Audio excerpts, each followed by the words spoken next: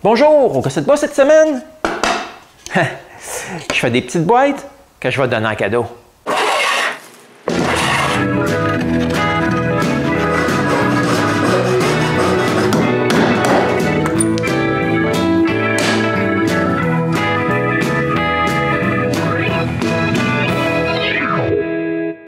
Toutes les personnes qui nous ont hébergés durant notre voyage ont eu le droit à un petit cruchon de sirop d'érable. Quoi de mieux pour représenter le Québec? Ah, mais j'ai aussi fait des petites boîtes pour donner en cadeau aux épouses de ceux qui nous ont endurés le plus longtemps. La première chose que je fais, c'est de dessiner le couvercle en érable. En fait, c'est pas trop difficile. Je commence par entrer les dimensions de mon couvercle et je dessine un ovale. Comme il est loin d'être là où je le veux, je le sélectionne et je le déplace au centre. Ensuite, c'est le temps d'écrire mon texte. Ouais, si je ne fais pas trop de fautes de frappe, ça se passe assez vite. Et j'oublie pas de cocher la case « bold ». Tout comme pour l'ovale, je dois centrer le texte. Ouais, mais il est un peu trop haut quand même. Je le descends à main. Le dernier élément de mon design, c'est mon pic-bois. Celui que j'ai fait pour mes soufflets. J'ai juste à l'importer et le tour est joué. Ouais, mais il est vraiment trop gros. Je le rapetisse à la bonne grosseur et je le place à l'endroit où je le veux. Et voilà, le plus gros du design est fait. Mais pour l'instant, il y a juste l'oiseau qui est en 3D. Je sélectionne donc l'ovale et je crée une forme en dôme. OK, comme ce n'est pas la première fois que je fais ce design, les valeurs sont exactement ce que je veux. Pour ne pas me mêler, je renomme l'objet et je place le pic-bois au-dessus. Ensuite, je dois aussi faire la même chose pour le texte. Ouais, la seule différence, c'est que je ne veux pas un texte bombé, mais droit. Et voici, j'ai presque fini. Ouais, mais par contre, l'oiseau n'est pas correct. Il faut que j'arrange ça. Mais avant, j'identifie le texte et je remets l'oiseau en haut de la pile. Ensuite, je change comment l'objet est combiné avec le reste du design. Je sélectionne le bouton qui combine l'objet à rien. Ouais, mais maintenant, mon pic-bois, il est moins haut que le dôme. On peut bien le voir avec la partie verte. J'ajoute donc plus de relief à mon oiseau jusqu'à ce qu'il n'y ait plus de vert. Bon, voici exactement le design que je veux. Ouais, mais il manque quelque chose. Je veux que tout ça soit plus bas. J'ajoute donc un plan au-dessus de mon couvercle et je change sa base pour 3/8 de pouce plus bas. Et avec ça, le design est terminé. Je peux faire des fichiers de gravure. Premièrement, la passe de dégrossissage. Ouais, cette passe est faite avec une mèche d'1/4 de pouce.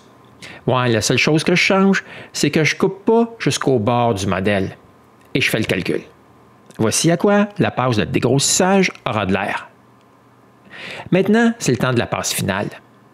Ouais, là aussi, je ne coupe pas jusqu'au bord du modèle. En fait, je coupe encore moins que l'autre passe. Et je fais encore le calcul. Et voici mon couvercle. J'ai juste à sauver les fichiers G-Code et le tour est joué. Je peux retourner dans l'atelier et surfacer des bouts d'érable.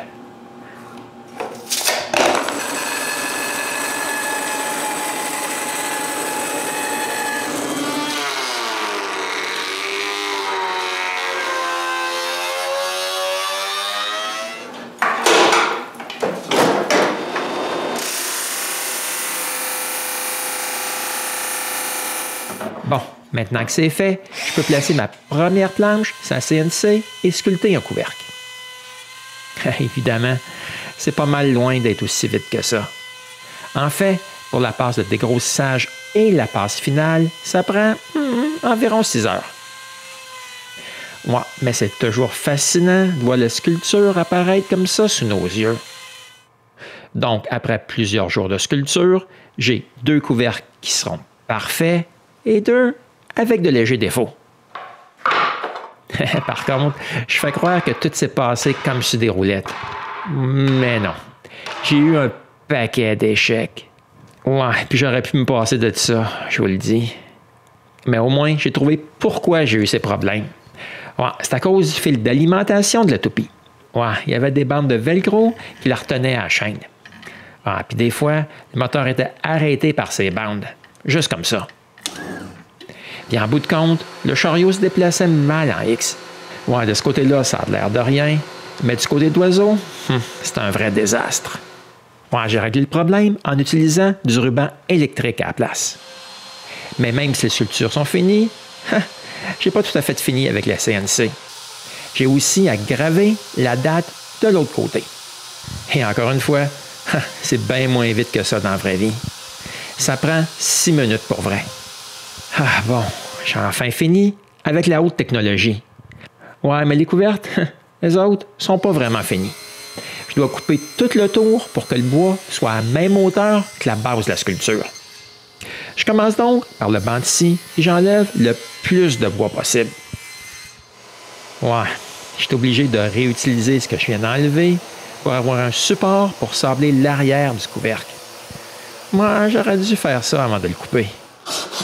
Mais quand c'est fait, je dois quand même finir la partie plate du couvercle. Je commence par enlever le plus de bois avec un rabot. Quand je suis presque à bonne hauteur, je finis la job avec la sableuse. Ouais, je trouve que j'ai un peu plus de contrôle sur la sableuse que sur le rabot.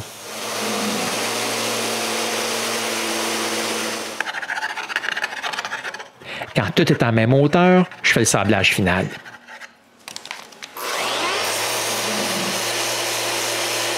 Ouais, j'utilise encore la sableuse orbitale pour les parties plates.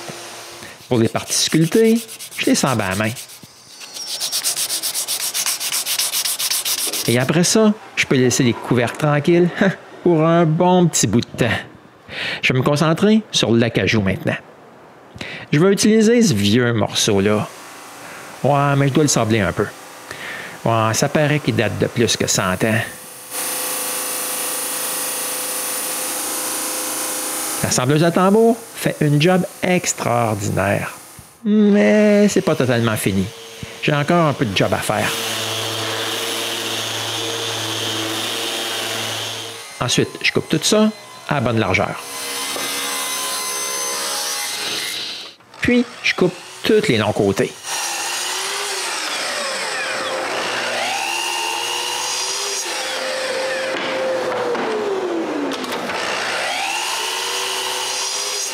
Quand c'est fait, je déplace la butée et je coupe tous les petits.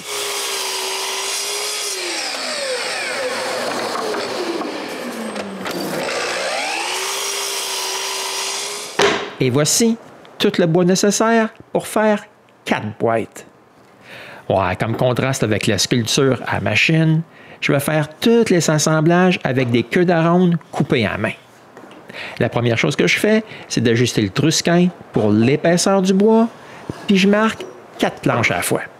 Ensuite, je fais d'autres marques à l'endroit où je veux mes queues d'aronde. Pour ça, j'utilise 2 compas à des espacements différents. Ensuite, je trace une ligne sur toutes les planches. La dernière chose à tracer, c'est la forme des queues. Je marque ce que je dois enlever, puis je coupe sur mes lignes.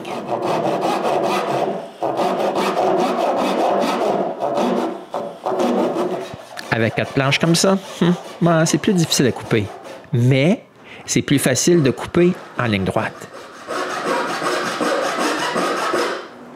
Quand c'est fait, j'identifie la position des planches et je suis prêt à couper les queues. Moi, j'aime bien placer en serre un bloc de bois bien droit directement sur la marque du trusquin. Ouais, je trouve que ça m'aide à couper plus droit. Puis, avec un ciseau à bois, je grossis ma marque de trusquin et j'enlève un peu de bois. Avec ces petits éclats de bois enlevés, je peux couper un peu plus profondément. Ouais, j'enlève encore des éclats de bois et je coupe encore plus profondément. Je retourne ma planche et je refais toutes les mêmes opérations. Éventuellement, la queue est toute coupée. J'ai juste enlevé les bouts de bois et nettoyé entre les queues.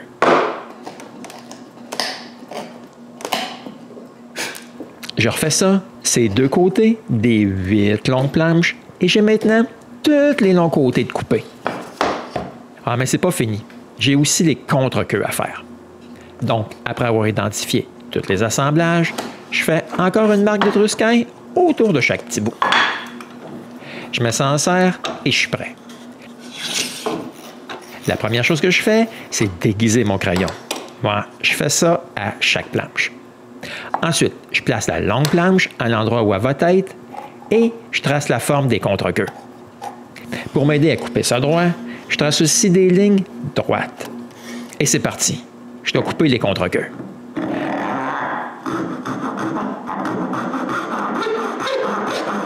Bon, j'essaie de couper les lignes en deux. Mais ça prend pas grand-chose puis l'assemblage est trop serré ou trop lâche. Quand c'est tout coupé, c'est sensiblement les mêmes opérations qu'avant.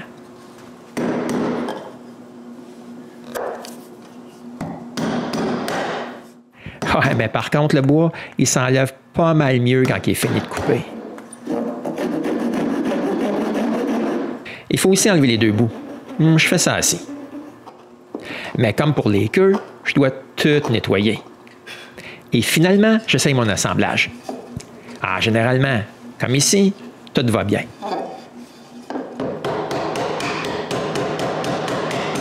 Mais il y a des fois où je dois retravailler les contre-queues. Je fais ça pour tous mes morceaux. Et finalement, j'ai 4 boîtes. Mais une boîte pas de fond, ça a plus l'air d'une boîte de magicien qu'autre chose. Je dois couper des rainures pour les fonds. Mais pour ne pas faire d'erreur, je marque l'endroit où je les veux. Maintenant, j'ai juste à couper toutes les rainures de tous les morceaux. Alors, je m'assure que je coupe bien à la bonne place et je coupe toutes les rainures des petits morceaux. Ouais, je commence par les petits morceaux parce que leur rainure est de bord en bord. Ensuite, je mets 2 butées et je coupe les rainures des longs morceaux.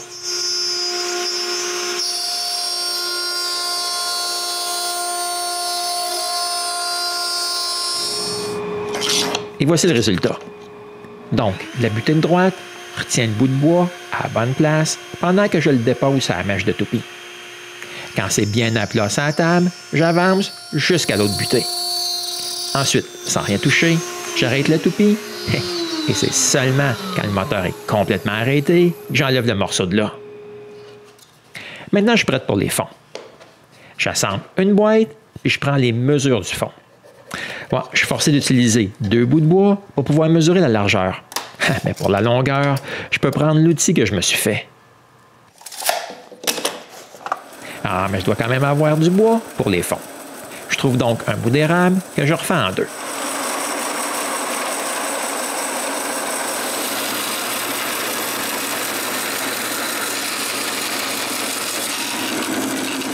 Bon, maintenant, j'ai 2 planches minces, mais pas vraiment droites, qui sont quand même bien trop épaisses.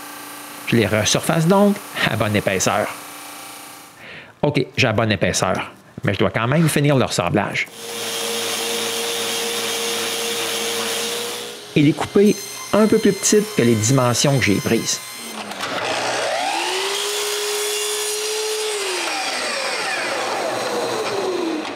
Ensuite, je vaporise tous les fonds. Je fais ça pour 2 raisons. La première, comme c'est de l'érable solide, bien, il y aura du fini partout, même si le bois rétrécit. La deuxième, c'est pour empêcher la colle de coller au fond. Pendant que le fini des fonds sèches, je m'occupe des touches finales des côtés. Premièrement, je bouche les vieux trous de vis avec un bâton de gomme laque. Ouais, ça, c'est insurmontable quand on utilise du bois qui a déjà été quelque chose d'autre. Mais quand c'est froid, ça redevient solide et je chambre toutes mes retouches droites avec le reste.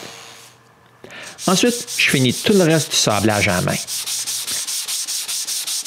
Ouais, le bas de la boîte il est bien trop fragile pour utiliser des outils électriques.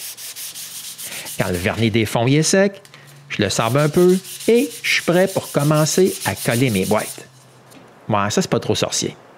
J'applique de la colle là où il en faut, à l'intérieur des queues et aussi entre les contre-queues, et je mets les 2 morceaux ensemble. J'essuie tout de suite le surplus de colle qui sera à l'intérieur. Je fais la même chose pour l'autre petit bout. J'applique de la colle partout sur le reste des queues et des contre-queues. Je mets le fond et le dernier côté. La dernière chose à faire, c'est de mettre tout ça en serre. Je fais ça 4 fois, puis juste à attendre que la colle soit bien sèche maintenant. Quand elle l'est, je chambre tous les assemblages pour que tout soit vraiment à la même hauteur. Ouais, vous remarquerez, j'aspire pas la poussière. Ben, il y a une raison pour ça. Je veux garder la poussière pour boucher les assemblages qui ont besoin d'un peu d'aide. Donc, après avoir amassé un peu de fine poussière, je badigeonne les coins avec le même vernis que je veux finir mes boîtes. Ensuite, je mets une fine couche de poussière par-dessus et je frotte pour que tout entre dans les fissures. Ouais, ça c'est s'il y en a.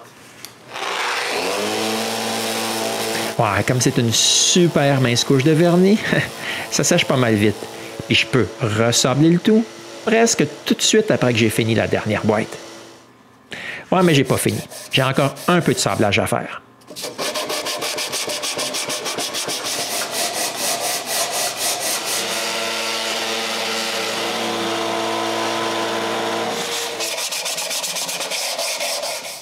Mais maintenant que tout est bien sablé, je peux m'attaquer aux couvercles.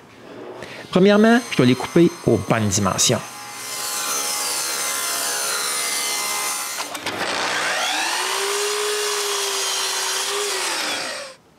Ensuite, je marque l'endroit où je veux mes pentures et avec la penture elle-même, je marque le bois. Ensuite, c'est juste une question que d'enlever un peu de bois.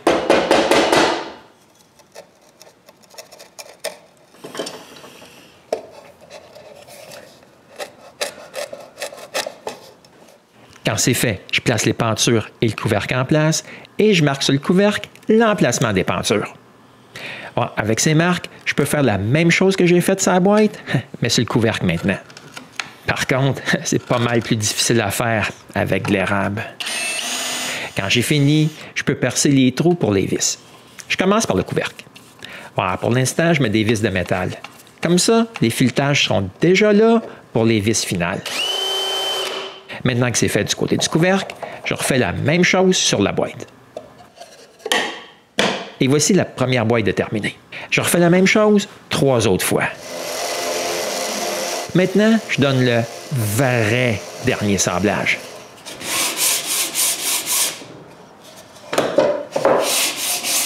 Et après, je suis prêt pour mettre la finition. Alors, je commence par enlever la poussière et je suis prêt. Ensuite, je peux vaporiser tous les couvercles.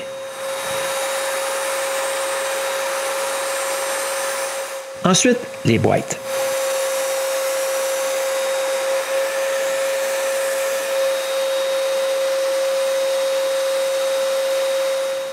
C'est pas trop long que tout sèche dans l'atelier. Plusieurs heures plus tard, c'est prêt pour la deuxième couche. Mais je dois donner un petit sablage avant. Donc, toutes les surfaces droites sont sablées au papier sablé. Mais la sculpture, elle, est faite avec un tampon abrasif. Et après un petit dépoussiérage, je vaporise la dernière couche. Quand c'est sec, je peux tout assembler. Mais les têtes de mes vis sont un peu trop hautes. Je dois enlever un peu de laiton. Mais après, la surface n'est pas très belle. Je polis donc un peu plus le laiton. Je fais ça pour toutes les vis, mais en plus, pour celles qui seront vissées au couvercle, je dois aussi raccourcir.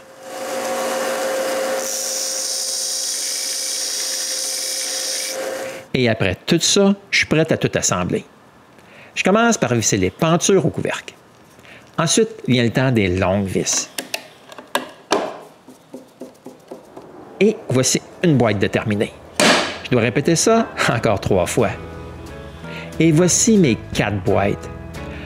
Sur ces 4 boîtes, ces 2-là prennent l'avion. Mes queues de ronde sont pas si pires que ça. J'aime bien. Mais j'ai pas totalement fini. Je dois faire un peu de place dans mes valises.